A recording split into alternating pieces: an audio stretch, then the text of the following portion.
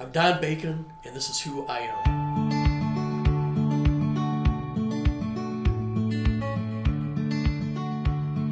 Hello, I'm Don Bacon, and I represent the hardworking men and women of the 2nd District of Nebraska. We have an obligation to leave no one behind. I was raised on a farm in Momence, Illinois, one of 9 kids. We had corn and soybeans and beef cattle.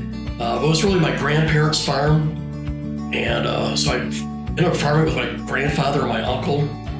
My grandfather was a guy that idolized farming, but he was also the comptroller for Donnelly's Corporation out of Chicago. But his dream was to have a farm. So he would work during the day, farm at night, and before my time, his 2 sons would help him work the farm. A lot of my roots are from my grandfather. My dad was an accountant, but he lived on the farm. And so he was a small businessman, got me very involved with our local church. And so I had daily devotions with him, and then he'd go off to work. And my mom and dad divorced when I was 13 years old. We had 5 of us. Probably a very defining moment, as it is with any kid or child that has their parents go through divorce. And my dad remarried about 2 years later, and then we ended up getting 4 more kids in the family through that experience. It taught me a bad lesson that you can say one thing and act another way, and I had to learn to overcome that. And I am a believer, and I know God gives us principles to live by, and one of them is to love unconditionally and to forgive, and I didn't really see that.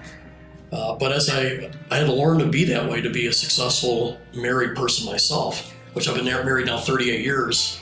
But I had to learn, my wife and I both came from broken homes. So we had to learn, what does it mean to be a good husband, a good wife? And we didn't really see that too well in our childhoods. And I really love my wife for that. She took my mom in who needed help, lived with us for the last year. And it was a blessing to help take care of my mom the last year of her life. It was nice to be able to reconcile some that divorce era and to have her back in the house. And it's great for my kids to get to know her better too. I was a lieutenant colonel working in the Pentagon at that point in my life. So my wife deserves the credit for being able to spend a lot of time with my mom and help her feel welcome in her home. So I graduated high school when I was 16 years old, and Grace Baptist Academy. And this is, as I always mentioned, my parents had that divorce. There's a lot of turmoil in my house.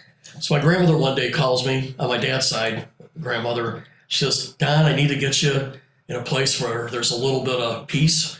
And so I'm going to send you to Northwestern College in Iowa." My job, farm kid from Illinois. And I spent 2 years there, and then I went to 2 years at Northern Illinois, closer back to home. And I met my wife when I was 18, and we dated for about 2 years. I got married when I was 20, and started our family, and we had our first child at 21, Donnie, and I joined the Air Force about the time he was born.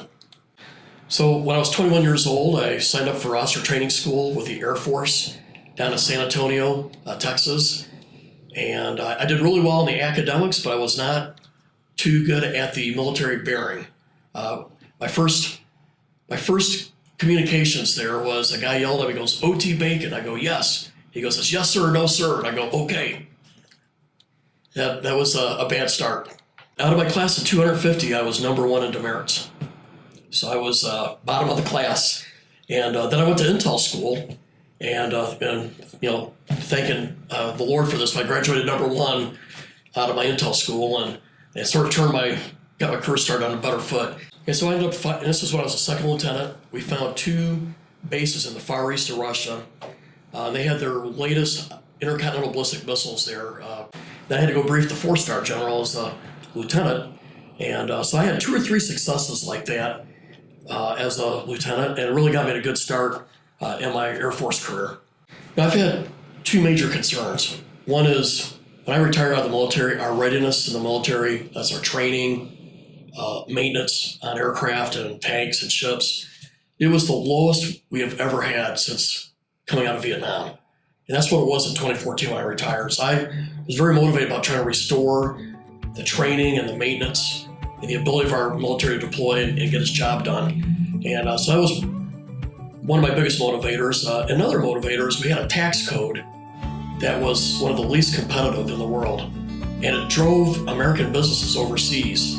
I want Americans to compete and win, and I want a tax code that brings business here and gives us at least a level playing field.